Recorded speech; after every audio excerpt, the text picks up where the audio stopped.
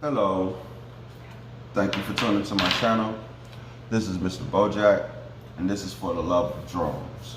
Today I'm going to show you the precautions you should take before you start your drone, before you start your Spry and fly off.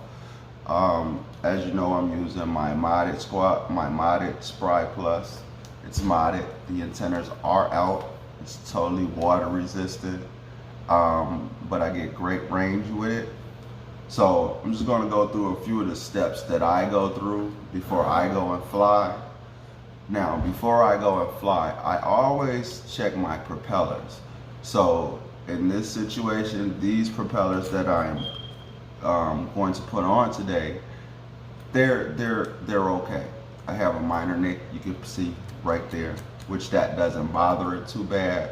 But anyway, if you're flying the Spry or the Spry Plus or the Splash Drone 3, you really don't want your propellers bad anywhere, because for the simple fact of it is, you just don't want no glitches or nothing, or no jello in your pictures or anything. But when you first take your Spry out, what I normally do is, like I said, I check my propellers first. Now when you install your propellers, you want to take them, and this is the way that you don't get any jello. So you take your propellers and you insert the propeller on, and once you insert the propeller on, you push it flat to the bottom. Now you see the propeller spins with the motor, so that's just about how tight you want your propeller. So you'll take it and you'll screw it down, and you'll get your nut on your propeller. You want to take your wrench and you just want to tighten it down just until the fact that it's not over tight, but it spins with the propeller spins with the motor. That's the proper way to put your propellers on. Okay, now I'm gonna remove this because I'm going to be powering this on. So once you add all your propellers and you get them to a good nice stiffness to where you won't get no jello, because if you over tighten it, then you get all the vibration of the drone. So that comes out into your pictures and your video. So we're going to start the Spry up, and I'm going to show you I always calibrate no matter where I'm at. I can go a block away from my house and fly. I still calibrate because I take that extra precaution when I fly my drone. That way I know for a fact that it's going to come back to me. Because you know, malfunctions, the return to home on the Spry Plus is magnificent. It's going to rise up to 40 meters and it's going to fly back to you if there's a clear pathway. Okay, now when I'm gonna turn this over for a second so that you know, but you see this button right here, this is your Wi-Fi button. What you can do with this button right here controls your controller.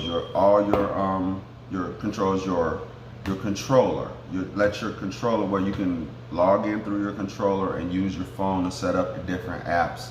So what you do is, when the drone is powered on, you power the remote on. Once you power the remote on, you power the drone on. You let it go through all its initialization steps, which it don't take the Spry too much long to go through the initialize steps, so you can have everything. And as you see, it'll say initialize, and once that's clear, then you know you can go through your steps. But like once it's done initializing, you can turn the drone over, and as you'll notice, I don't know if you can see it that well, but once you click it one time, and you make sure you get a click, so listen for the click. And once you get the click, you'll notice it'll come up. It's telling you, at this stage right here, you can go into your app on your phone and make all the camera adjustments you need. Once you download the Spry apps, you can make all the adjustments you need. You can use the waypoint app. You can use the point of interest app. You can use all of the different apps. But notice, once it's in that mode, as you'll see, the light will flash green and red. While it's flashing green and red, that's letting you know that you are successfully connected. That way you can go through the phone app and put everything, do all your adjustments that you want to get everything together. Now, let's just say, for instance, I'm going to switch this off. You listen for a click, and once it clicks, it's off. Now, I'm going to take this and I'm going to just change the channel on it. Now, if you notice, it's not on the right channel. It's not on the correct channel. It's no telemetry, no nothing in the quad is on. So basically what you would want to do is you would take your hand, your thumb, and you would just hold it.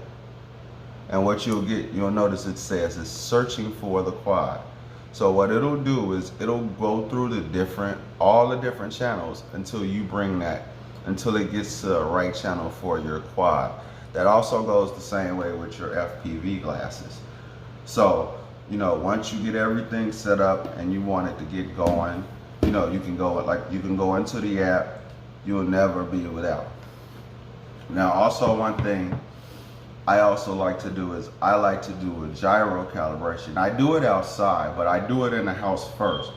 As you notice, I don't know if, like I said, I don't know if you can see that, but if you notice, with my quad, it's been calibrated already because after this video, I'm going out for a little while.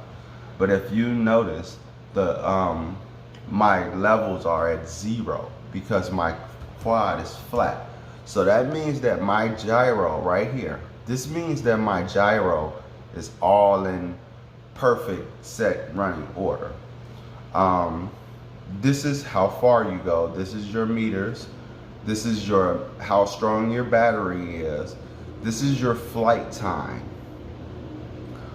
This tells you your pitch and notice my pitch and roll stays at, as long as my drone is flat, my pitch and roll also stays at 0. It'll tell you that I'm on channel 8, and it gives you your signal strength of how strong your signal is. You got GPS, throttle control, throttle positioning, and remote strength. This tells you your height, and this tells you your height.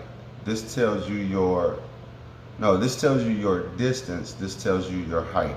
This tells you your speed and how fast you're going. This drone will get up to 19 miles per second. So it moves pretty fast, like I said. So if you're not an experienced pilot, when you fly this squad and you're flying FPV, I would really recommend that you be in GPS mode where you can get stability and control of the quad. So on that note, we're going to go into what the buttons are on the controller. This is if you hold this button here down, it says normal and return to home. So the way you activate the return to home is you hold this down. Once you hold it down, you'll notice that right here where it says GPS, it'll then switch to RTH. So, but once you get control, you can always again hold it down for the beep, and it's out of return to home. Now, I like flying acro. I really, really do. But when I want to get those low, smooth, steady shots, I fly in GPS mode, because the new firmware update that Swellpro just released, it really cured it. This drone is a cured drone because you get good video. but now with the new update, you get great video. So, you know, there's a really big difference. I'm hoping you guys are really liking the mod. It's basically, I came from one end, I came from the side, from the swell line, and I went I went 5/8 inch on both sides. 5/8 inch. I used a 1/4 inch bit and I drill through.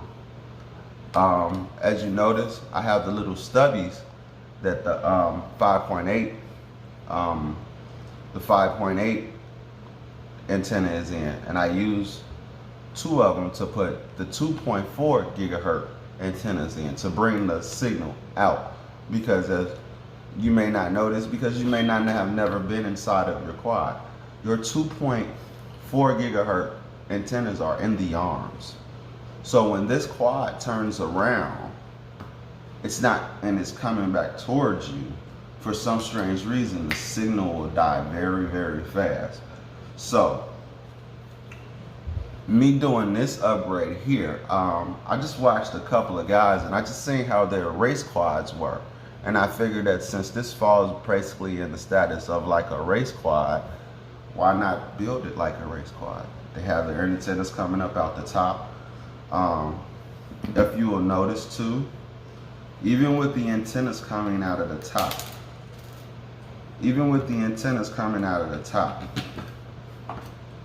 flat down on there, if you notice, there's plenty of clearance for your propellers.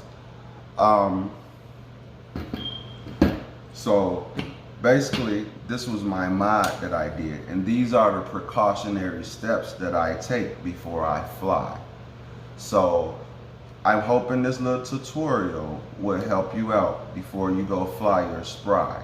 Because if you follow the instructions, you will be very, very, very happy with this quad. Because most of the things and the stories that I'm hearing about the Spry, it really has been human error.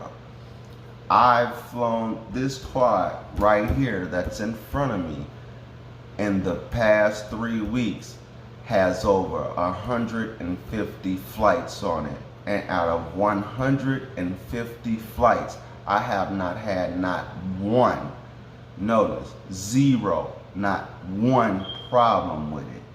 So basically, if you follow the steps to flying this quad, you will not have any complaints, period. You will not have a complaint, because basically the instructions that come with the Spry Plus are very, very, very detailed. I want to thank you for participating in my contest again. I want to thank you for liking and subscribing to my channel again. I hope that what I have shown you this morning will help you with your Spry Plus. And with the new firmware update, you're getting well over 800 meters. In the country yesterday, I did 2 kilometers. Strong FPV, strong radio signal. But after 2 kilometers, I got a little bit nervous and I came home because I wanted enough battery juice to make it back, and also I didn't feel like swimming. So if you like this content, please like and subscribe to my channel. If this content helped you or you need me to talk about anything else, please make a small comment in the comment section. I thank you very, very much for your time, and you have a blessed and safe day.